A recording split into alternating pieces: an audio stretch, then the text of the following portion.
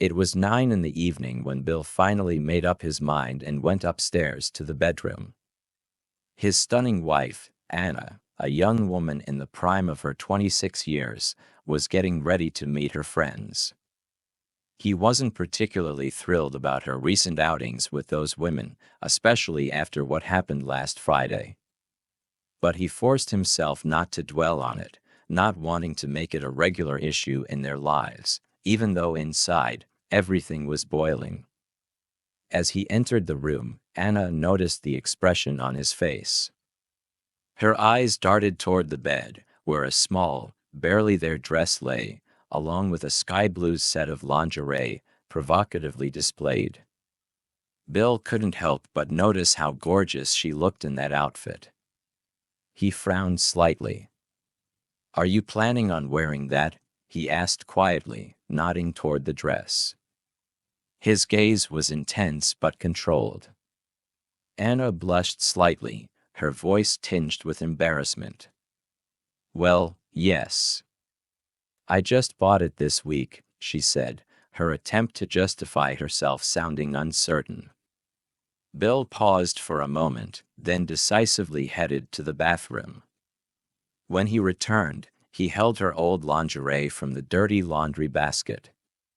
Simple and unremarkable, it seemed a stark contrast to the lacy things laid out on the bed.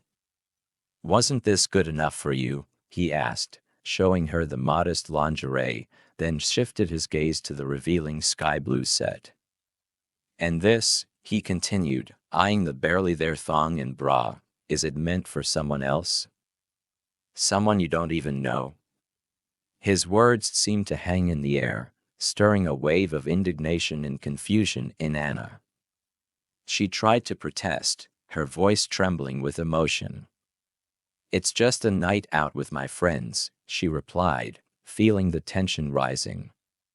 "It's not a date. You know that." But Bill, as if not hearing her, paused again before quietly continuing. "You never dance with other men, never hug them, never let them get close to you, right?" Anna froze, her face contorted with anger. "How dare you even suggest that?" she cried out, her outrage unrestrained. "How could you even think that?" Bill simply looked at her calmly, carefully choosing his words. "I dare to think that because I know who your friends are." His voice was steady, but there was firmness in it. "Some of them are divorced. They're out there looking for new connections, flirting and seducing. Do you really want me to believe they won't try to lead you astray?" Anna shot him a look full of disbelief, her fury unyielding. "Are you judging them?" she snapped, her voice filled with discontent. "No, I'm not judging them," Bill replied coldly. "They're free to do whatever they feel is right. Just like you are." "So, are you telling me not to go?" Suspicion crept into her voice. "I'm not forbidding you to go," he said calmly. "But I'm making it clear that I find this behavior inappropriate for a married woman." Their marriage was already on the edge, and Bill could feel it in his soul. His heart clenched painfully at the thought that Anna didn't seem to care about what mattered to him. She stood in front of the mirror, almost naked, adjusting the final touches of her makeup, and that gesture, exposing her body, felt to Bill like a symbol of something greater, a challenge he was expected to accept without words. "That outfit of yours," he said, nodding toward the provocative dress lying on the bed, "you think I'm just supposed to accept it? You think a husband should silently agree to things like this?" Anna only sighed, not even looking up from what she was doing. "It's late, Bill. I promised to meet them at 10. You're just trying to hold me up." Her voice was even, almost indifferent, and that hurt him even more. He decided to make one last attempt, hoping to reach her heart. "You also once promised to honor me, your husband," he said quietly but meaningfully. "Or do your friends matter more than my feelings?" Do their opinions mean more than the promise you made to me? Anna shot him an irritated look, her brows furrowed. What is wrong with you? You don't trust me, her voice quivered with anger. I'm just going out for drinks with my friends, that's all. For God's sake, leave me alone. She turned back to the mirror, resuming her application of lipstick, but Bill couldn't just let the conversation drop. He took a deep breath, his voice growing softer but firmer. I want to trust you, Anna, I really do, he began, but I can't keep sitting at home every Friday night, tortured by the thought that you might accidentally cross the line. Anna spun around to face him, her eyes ablaze with fury. I would never do that, she screamed, but Bill cut her off. Gail was bragging about her conquests on social media last week, his voice turned cold, like the edge of a knife. She's one of your friends. How long before you start believing that maybe all of it is normal, as long as I don't find out? Anna froze, her face becoming expressionless, as if she couldn't find the words. This gave Bill the opportunity to continue, his tone growing even more resolute. If you want to dance, invite me, he said firmly. But if you just enjoy flirting with strangers, be honest with me. And then we can end this right here, right now. You're insulting me, she burst out, jumping to her feet, her voice trembling with fury. No, I'm just being honest with you, he replied calmly. I don't believe you're looking for dirty dancing or casual kisses to form attachments or start an affair. But it's your choice, Anna. I'm willing to believe that you're not cheating, but I can't ignore the fact that every week you're giving yourself the opportunity. You can leave or stay, that's up to you. But remember, I have a choice too. If you go, have all the fun you want. But I won't be here when you return. He spoke quietly, but there was an undeniable firmness in his words that made her freeze for a moment. He had given her every chance to understand his feelings, to hear his pain, his desire to fix their marriage. Now she had a choice, either him or her friends. You're joking, right? Anna exploded, her face flushing with anger. Do you seriously think you can just make me choose? No, he answered softly. If you want to dress like your friends and go out drinking and dancing every night, that's your business.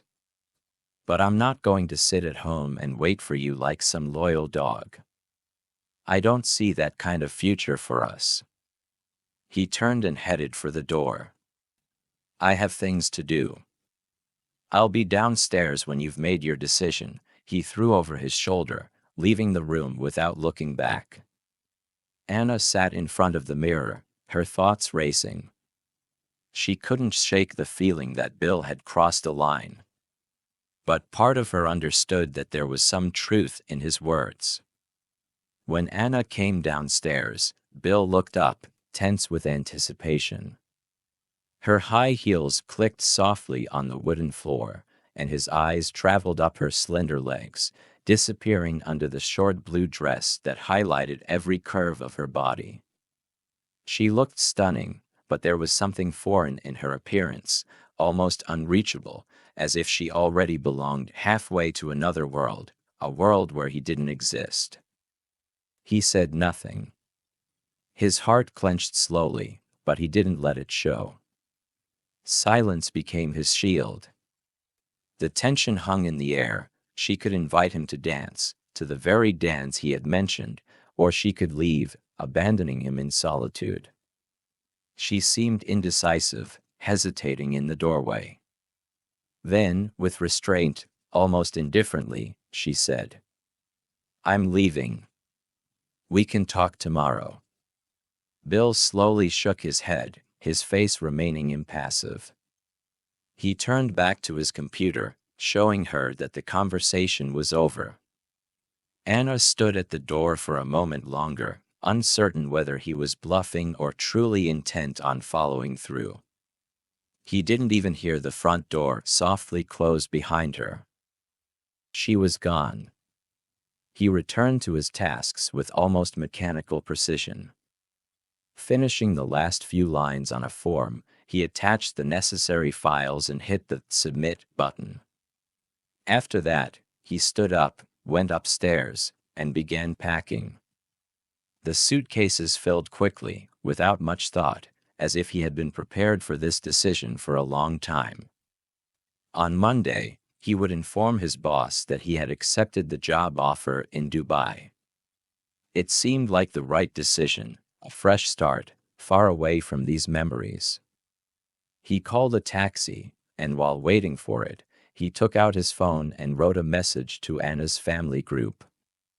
His fingers moved confidently across the screen, as though every word had been carefully measured in advance. Hi everyone, I'm sorry to inform you this way, but Anna has made it clear that she needs more excitement and variety in her life than I can provide. I've sent her a link to our divorce papers. It was an honor being part of your family, but from now on, I won't be keeping in touch. I hope you understand. He sent the message, then stood and walked over to the fireplace. Above it hung their wedding photo, a reminder of the day they had seemed to be on top of the world. Bill took a piece of paper and quickly, but with feeling, wrote a few lines, attaching the note to the frame. When he was finished, he turned off his phone and stepped outside to wait for the taxi. Meanwhile, Anna had just sat down at a table in the club, surrounded by laughter and cheerful faces. Gail was already animatedly sharing a story when Anna's phone rang. She glanced at the screen in annoyance. If that's Bill begging me to come home, she grumbled before taking the call. But it wasn't Bill. Her older sister Karen's name flashed on the screen. Where the hell are you? Karen's voice screamed through the phone, and Anna, slightly taken aback, replied, I'm at the club with my friends. Why? Does Bill know you're there? Karen's voice was tense. Well, yeah, he knows I'm out with the girls, Anna defended herself, puzzled by her sister's tone. What's going on? And was he happy about that? Karen sounded impatient. No, he wasn't happy, but I told him we'd talk about it tomorrow, Anna admitted, feeling a slight unease. Well, good luck with that tomorrow. He's left you, Anna. If you don't believe me, check your email. Karen didn't give her time to respond and hung up. Anna, confused, tried to open the email app on her phone, but her hands were shaking. Even in the dim light of the nightclub, Gail noticed how pale Anna's face had become. In a moment, Anna saw the message from Bill, addressed to her family. Her phone rang again, and this time Anna prayed it was Bill. But no, it was her father's name on the screen. She barely had a chance to say anything before she was met with his angry voice. What did you say to Bill? That man adored you, and you thought you deserved better? You wanted more? No, Dad, it's not like that, Anna tried to defend herself, but her voice trembled. I just needed a little space, one evening a week to be myself. Yourself? The rage in her father's voice was unmistakable. You're in a nightclub, your husband just left you, and you still think that's space. Are you going to keep running off to these damn clubs? Anna stood outside the club, confused and anxious. A wave of panic began to rise in her chest, overwhelming her thoughts. She tried to focus, but the noise from the club and the uncertainty of the situation clouded her mind.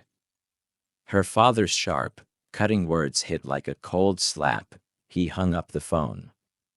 Desperate, she grabbed her bag and phone and hurried toward the exit, ignoring Gail and the rest of her friends who were part of her fun just minutes before. Out on the street, she quickly flagged down a taxi, and soon the car sped through the night, devouring the distance between the club and her home. 15 minutes felt like an eternity. Anna frantically dialed Bill's number, but every time, it went straight to voicemail. Her heart raced faster with each failed attempt. When she finally reached home, she was met by an unbearable silence. For the first time, this cozy house felt foreign. She kicked off her heels and rushed upstairs, hoping this was all just a bad dream, something that could be fixed. But the reality she faced was terrifying. Almost all of Bill's things were gone. His clothes, his shaving kit, everything was missing.